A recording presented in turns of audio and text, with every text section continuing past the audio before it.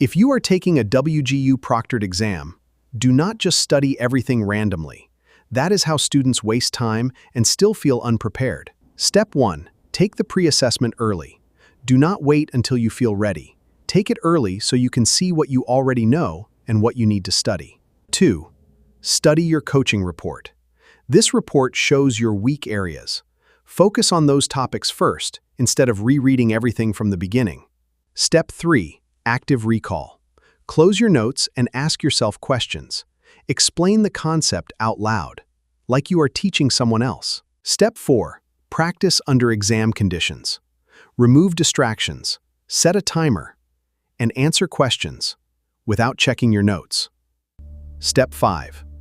Do not rush the final OA. Many students fail because they schedule the exam too early just to move fast. Move fast, but move smart.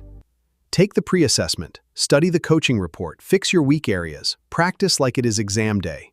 Then schedule your OA with confidence, online guidance, and student support.